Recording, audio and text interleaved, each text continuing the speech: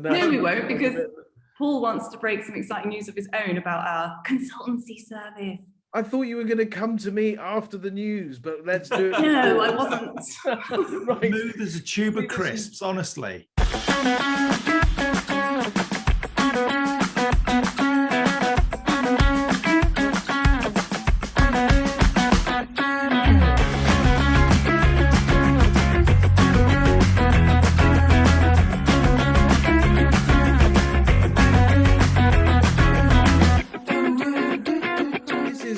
An immensely challenging time for fleets up and down the country, isn't it? And as a collective, the EV Cafe have a lot of knowledge and also access to the areas like Graham and James where we don't have knowledge. And we can bring all of that to the table to help one fleet transition from ICE vehicles, internal combustion engine vehicles, to EVs, electric vehicles. And we want to do that in partnership with Geotab. Particularly are going to deploy a lot of telematics devices, giving you insight into the vehicles that you're using. And then we'll get support from both My Energy and the AA to deliver said transitional phase and give you the insight that you need. Sam, what are you laughing at? So get your nominations in or your applications in. I'm going to put the link in the chat for you to go immediately and request the help of the EV Cafe to end the ICE age, help a fleet transition from ICE vehicles to electric vehicles and zero emissions. Sarah, that was the quickest change ever. I like stars in their eyes. I did such a good job. I was not expecting Paul to have quite so much to say. You did a great job. Thank you, Paul. Paul, just to answer your question, that's what I was laughing at. The fact that Sarah managed to change is like another character suddenly appeared out of nowhere. That was very impressive. Usually also, Johnny just kills me with it. He's like, and over to the news.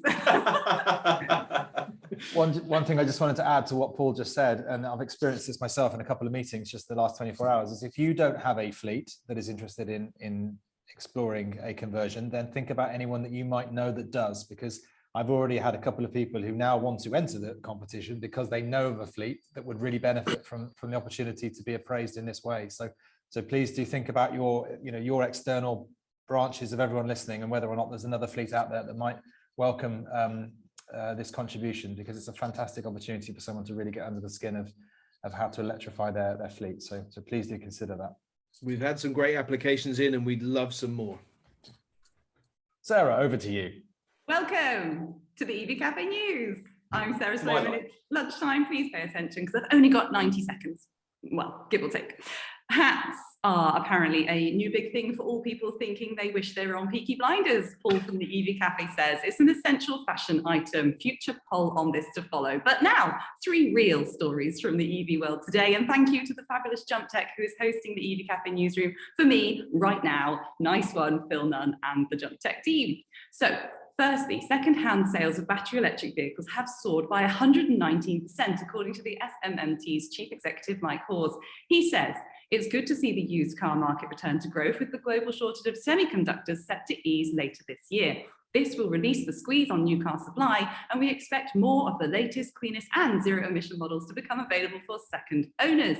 Activity is still below where we were pre-pandemic, though, so keep those EVs well maintained and pass them on to the next, I guess. I mean, anyway. Meanwhile, making international press coverage, Jenson Button and Oliver Bennett are racing for Team My Energy and Excite Energy in Nitro Rallycross.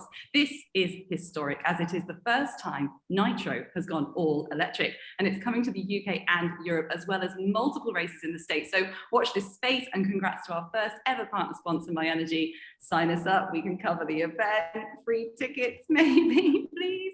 But a look to the near future here instead.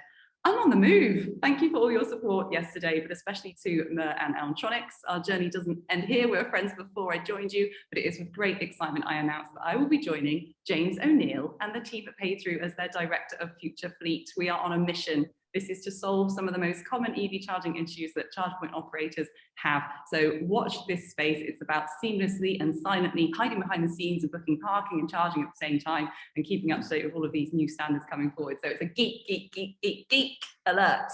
But lastly, shout out to beloved EV Cafe supporter Darren, head of Connected Mobility at Trinsic Limited, who sent us the news that Northampton Council will start to fine drivers parking their, and I quote, gas guzzlers in Northampton's electric vehicle bays with the use of on-street patrols. And Darren calls this the anti-freezers or de-icers, and I feel this simply has to stick. So thank you, Darren. Come on, it's not in the coffee dregs or the tea leaves. It's happening right now, faster than ever. So don't be alone in this debate. Please, please, please bring your friends along to the EV Cafe for a cuppa. We'll get them on the right track and soon to be enjoying zero tailpipe emissions.